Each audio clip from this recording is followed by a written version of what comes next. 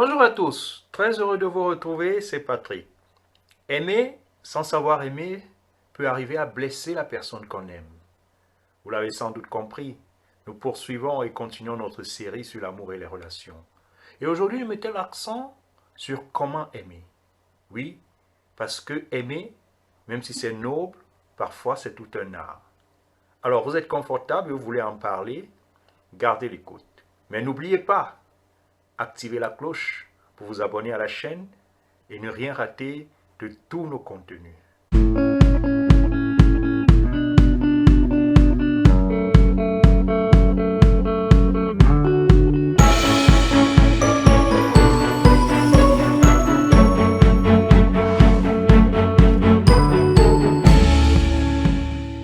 Merci de nous rejoindre. Si vous versez juste une cuillerée de sel dans une tasse d'eau, bien évidemment l'eau deviendra trop salée pour être buvable.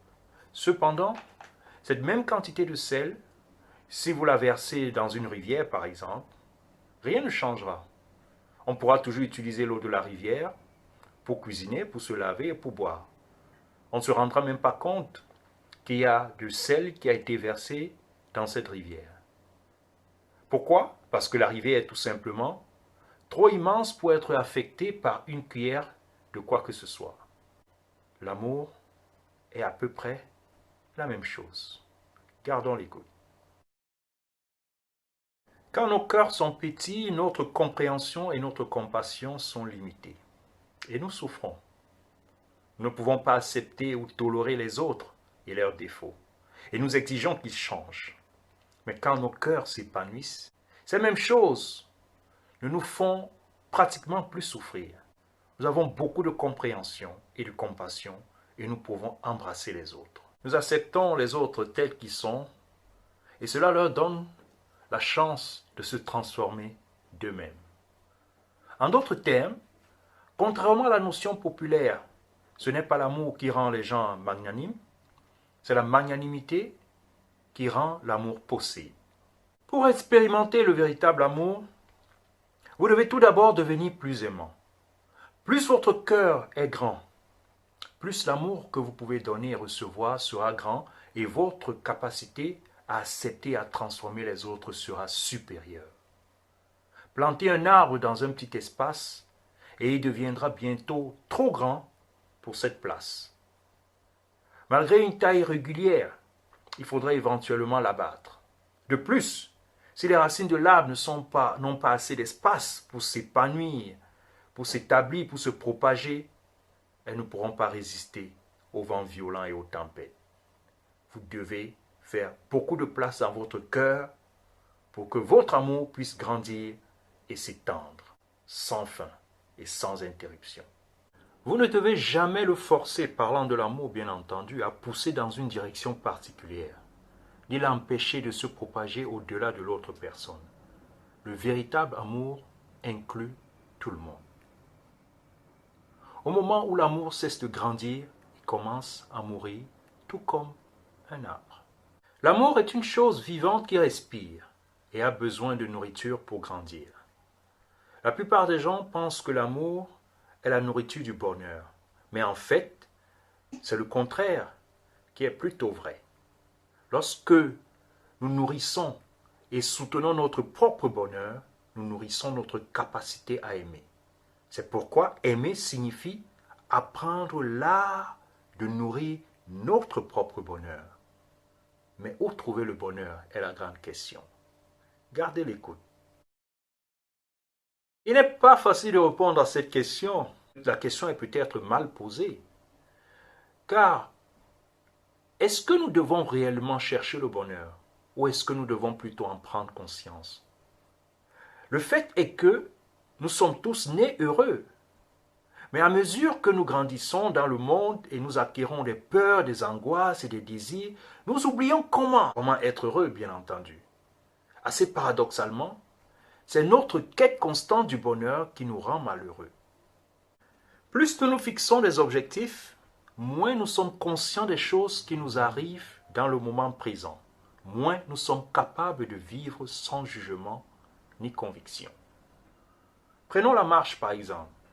Si vous marchez en pleine conscience, avec ce qu'on appelle la pleine conscience, de chaque pas que vous faites, si vous marchez sans avoir un objectif d'aller quelque part de précis dans le monde, le bonheur surgira naturellement dans votre cœur. Quand nous sommes en contact avec les merveilles de la vie, nous prenons conscience des nombreuses conditions de bonheur qui sont déjà là. Et naturellement, nous nous sentons plus heureux.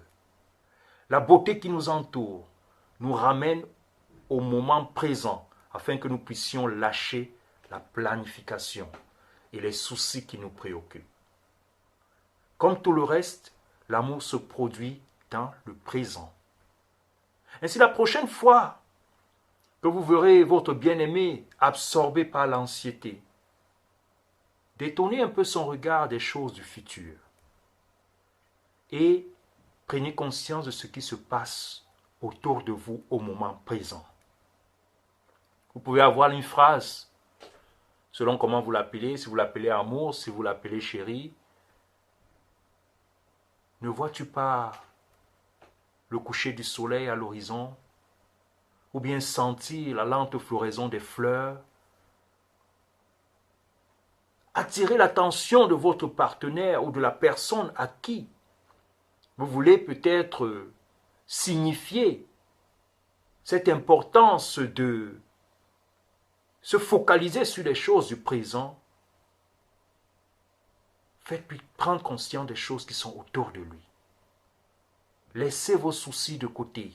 Cette capacité d'être pleinement et intensement présent dans l'instant, ce qu'on appelle en d'autres termes la pleine conscience, est nécessaire pour que nous puissions rentrer et être en contact avec le bonheur qui est déjà en nous. Nous allons maintenant examiner 4 éléments du véritable amour. Je dis bien du véritable amour. La plupart des gens s'attendent à obtenir quelque chose de l'amour. Mais le véritable amour consiste uniquement à donner. Plus que toute autre chose, il s'agit de comprendre la douleur et la souffrance de l'autre personne. La compréhension est autre nom qu'on peut donner à l'amour. Si vous ne comprenez pas, vous ne pouvez pas aimer. Il en va de même pour la révérence. Si vous ne respectez pas celui que vous pensez aimer, alors vous ne l'aimez pas vraiment. Il existe une belle tradition qui dit « Vous devez toujours traiter votre partenaire avec la vénération que vous accorderez à un invité. » C'est ça le véritable amour.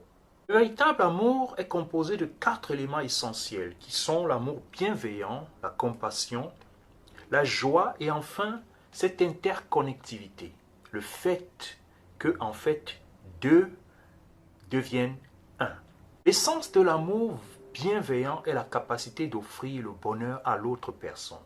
Bien sûr, vous ne pourrez pas le faire tant que vous n'aurez pas le bonheur pour vous-même.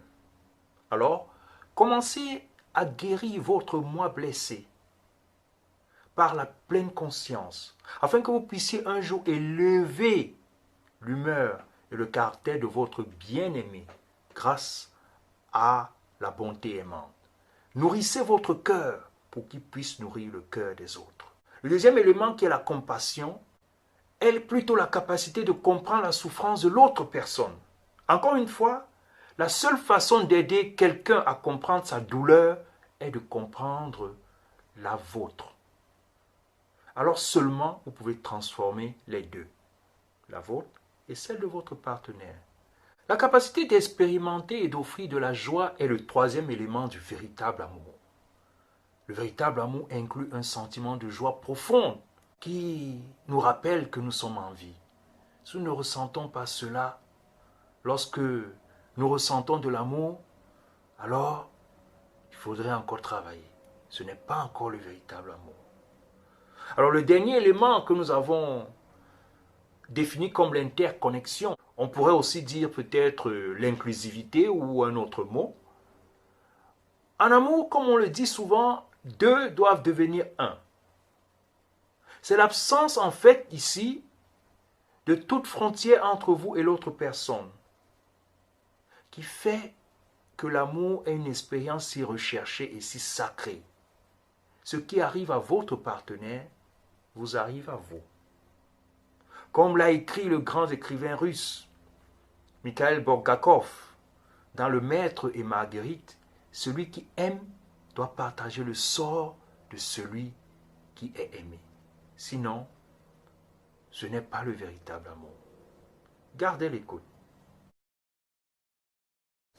En plus des 4 éléments traditionnels de l'amour, il existe également 2 catalyseurs qui aident ces composants à se mélanger et à réagir les uns avec les autres de manière si merveilleuse. Ce sont le respect et la confiance. Et ils peuvent être trouvés dans chacun de ces 4 éléments que nous avons énumérés.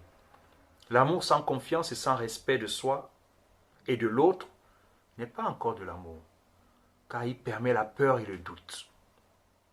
Il n'y a ni réserve ni angoisse en amour, juste de l'énergie et de la vivacité pure. En amour, vous avez déjà perdu tout ce que vous possédez et pourriez gagner si vous n'êtes pas capable d'être entier, de vous donner totalement. Être entier signifie être là avec le corps et l'esprit.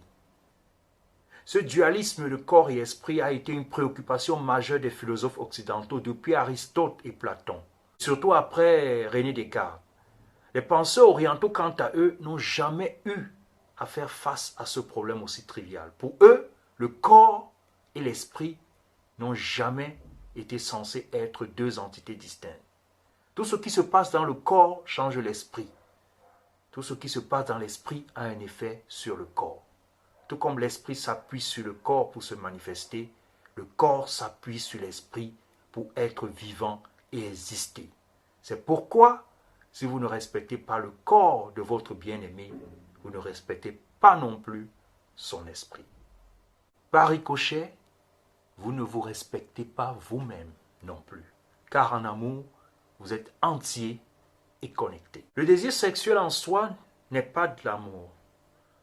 Et l'activité sexuelle sans amour est vide et creuse. Inversement, en présence de l'amour, le sexe devient une expérience intime et transformatrice. Comme nous l'avons déjà noté, pour traverser les tempêtes de la vie et garder votre engagement envers votre partenaire, votre amour devra s'enraciner solidement. Les racines d'une relation durable sont la pleine conscience, l'écoute profonde et la parole aimante. Bien entendu, une communauté forte pour vous soutenir de temps en temps est toujours un plus, ainsi qu'une aspiration partagée. Car lorsque vous avez les mêmes préoccupations et désirs que votre partenaire, vous ne laissez aucune place au doute, à la jalousie ou à la peur. Gardons l'écoute. La meilleure façon de nourrir notre bonheur et notre amour est la pleine conscience et la méditation. Ceci nous aidera à maîtriser les arts de l'écoute compatissante et cet arrosage sélectif. J'entends par arrosage sélectif le processus qui consiste à arroser uniquement les bonnes graines dans la relation, donnant ainsi à ces éléments sains et positifs une chance de se manifester et de grandir. L'écoute compatissante, en revanche, signifie écouter dans le seul but de donner à l'autre une chance de s'exprimer et de moins souffrir. Même quelques minutes d'écoute, comme celle-ci, avec une pleine conscience et compréhension, peuvent être très curatives à la fois pour l'auditeur et l'orateur.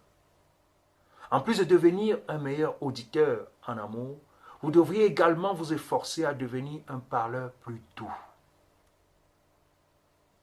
Les 6 mantras suivants devront donc nous aider à y arriver. Je suis là pour toi. Voilà le premier. Je suis là pour toi. Le plus beau cadeau que vous puissiez offrir aux autres est votre présence. C'est pourquoi je suis là pour toi est le premier des 6 mantras. Il tourne l'attention de l'autre sur votre compréhension, sur le moment présent et la réalité de la vie et de l'amour. Je sais que vous êtes là et je suis heureux de votre présence est certainement le deuxième des 6 mantras. Il communique à la fois la gratitude et la joie de partager. Chaque fois que vous êtes vraiment là, vous pouvez reconnaître et apprécier la présence de l'autre. Le troisième mantra, je sais que tu souffres. Il exprime la compréhension et la sympathie. Rien ne nous fait plus nous sentir aimés que de réaliser qu'il y a quelqu'un qui peut comprendre notre douleur. La compassion, rappelez-vous, est l'un des 4 éléments que nous avons énumérés tantôt, de base du véritable amour. Je souffre chaque fois que nous sommes blessés. Notre fierté nous empêche de partager la douleur avec les autres. Cependant, si nous aimons vraiment quelqu'un, nous devons surmonter cette fierté, l'informer de nos sentiments et lui demander son aide. Ce n'est qu'alors qu'ils peuvent réellement nous aider. C'est un moment heureux. Le 5e mantra a pour but de vous rappeler que vous êtes une personne très chanceuse et de vous réveiller aux conditions de bonheur qui sont là. Prononcez-le ou même murmurez-le chaque fois que vous êtes avec celui que vous aimez, que vous marchez ensemble, que vous mangez ensemble, ou tout simplement lorsque vous parlez. La pleine conscience transforme le moment présent en un moment merveilleux. Vous avez en partie raison. Chaque fois que quelqu'un vous critique ou vous félicite, répondez avec ce mantra. Chacun a ses propres faiblesses et ses forces. Pour aimer sincèrement et humblement, il ne faut pas se perdre dans l'un ou dans l'autre. C'est-à-dire, ni dans ses faiblesses, encore moins dans ses forces. Rappelez-vous, les amis, aimer sans savoir aimer peut blesser la personne qu'on aime. N'oubliez pas de liker, de partager et de vous abonner à la chaîne en activant la cloche. Sur ce, les amis, et d'ici à la prochaine, take care.